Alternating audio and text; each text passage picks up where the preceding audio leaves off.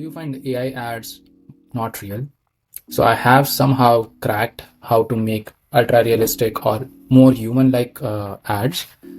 So this is just my take. I'm not an expert, but this is how I do it right now.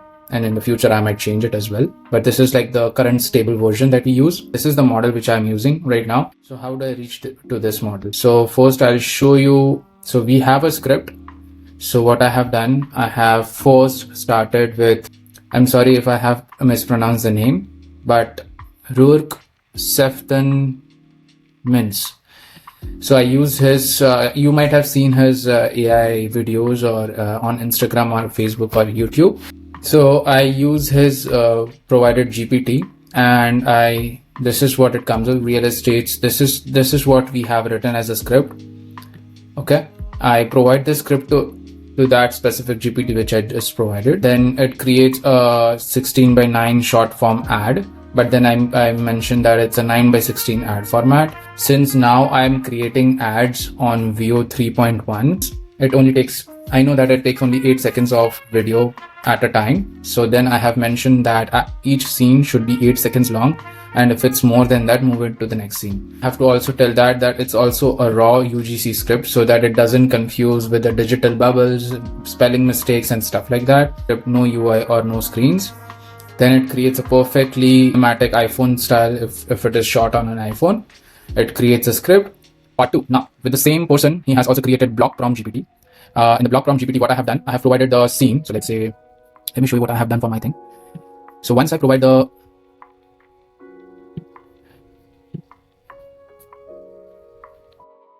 once I get the correct script for 8 seconds each, then we'll go inside Claude. Okay, so I have done my research and I have given this instructions in my Claude project for AI ads realism. So this is a Claude realistic AI image prompts. So whenever you come in, if you want this specific instructions to create your own AI UGC real person, if you want this script, comment ads and I will send it out to you. So this Claude project, what it does, it asks you 16 to 17 different types of questions whenever you're creating a new UGC model. So for example, let's say I have created this UGC model, picked it up from Pinterest. There is no violation. So it's a public use image. So you don't have to sue me for that. I just took it for an example. This is the new UGC model I want to create. And then it asks me questions. So question 1, central human subject details. What is the age range you want to do? Ethnicity, body type, and everything. So after answering all the 17 or 16 different questions, it gives me a perfect characteristics of a model. So once I have answered 17 different questions, this is what it came up with. Camera angles, scene 1. Because I have provided scene, there is a question for the camera angles, which I have said that give me 3 different scenes. So that's why it's giving 3 different scenes. Sorry, I think it's not this one. Let me go all the way down, 10, and then scene 1, interior, so warm welcome, a Caucasian woman in her late 20s, right? This is what it comes up with. So what I do is I copy this. This is the ultimate model or AI model which we have created after answering all the 17 questions. So I copy this. So that's what you saw on this one. Now, so let's do it again just for demo purposes. So I'll take this prompt. This is the model which I want to use. Control C, block prompting. So whatever you have created in this one. So remember in the first scene, in the first opening video scene, we saw this particular thing, that this is what it created. Now we will provide the same thing inside block prompt GPT 5.2 by the same person. And then it will spit out a cinematic style video instructions. So let's go back and let me show you what it gave it to me. So I gave this specific character, you see over here. So this is the character which I gave. And at the end, I provided the ChatGPT version, which I did it. So it gave me scene 1. I copied this whole thing.